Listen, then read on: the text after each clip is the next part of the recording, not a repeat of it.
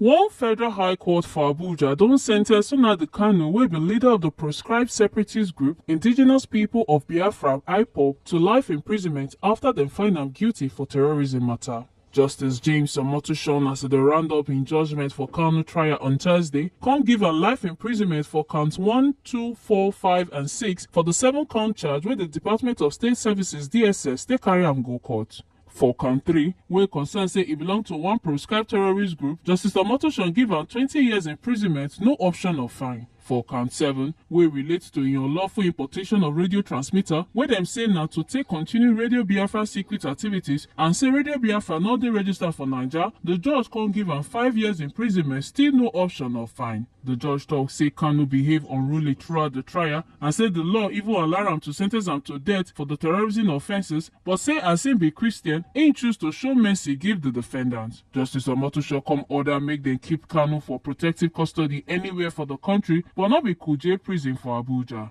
He also ordered say the radio transmitter go dey forfeited to federal government. As we started this trial, I refrained from speaking to you as pressmen because the profession does not allow me to discuss with you what happened in the west of the court. The profession does not allow me to tell people what happened in court. But today, we have come to a final end. Justice has been done. And therefore, Nigerians must, one way or the other, appreciate the judiciary.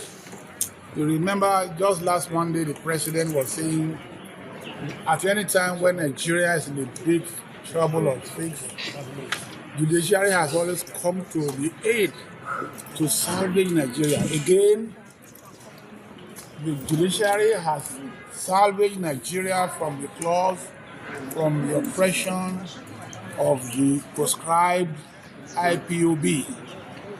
The court has also pronounced death sentence on Eastern Security Network, which was the military wing of IPOB. Today, God has brought an end to injustice, oppression, suffered by our brothers and sisters of the eastern states of Nigeria. They will now be able to sleep with their 2 eyes closed. What is important is that every Nigerian must consider issue of security as his personal business. When you look away, when you compromise, or when you show fear, you are encouraging the miscreants, the vandals, the criminals, the terrorists to fester. This issue ought not to have festered for that long. Nigeria is our own country. We have no other country we can call our own. Secondly, it is our responsibility as Nigerians to help the government by way of information. You had during the trial information concerning how several heads of human squad were used to bury a scandal, somebody who is a criminal. Some just because people were afraid. We all must be courageous enough to confront terrorism, criminality, and all sort of things. I know that, political insinuations or perspective will be put into this matter. I was in court in there when somebody was saying, Yoruba, Hausa, Igbo. We are all Nigerians. We must love one another. We must not compromise the security of the country on the basis of those primordial sentiments. So I congratulate Nigeria today for seeing the end of this, and let it be a warning to those who may think they are bigger than Nigeria. Nigeria is bigger than every one of us. The law is bigger than every one of us.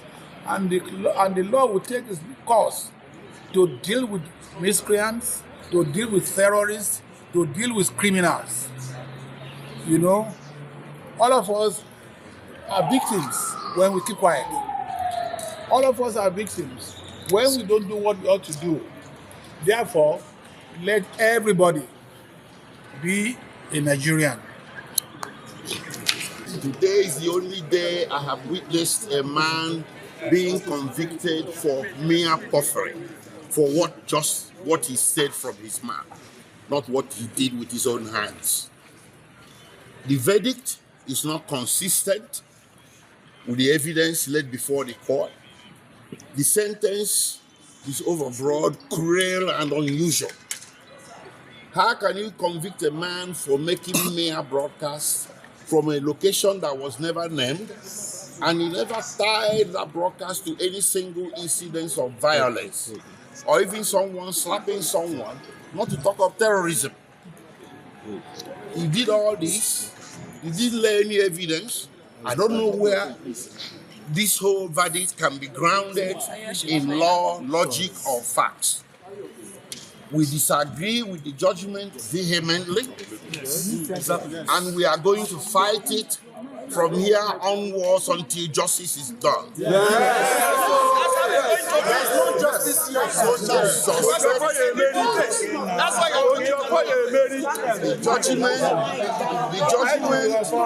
the judgment is not based on law. It's not based on facts. It's based on politics. It's based on some tribal, primordial sentiments.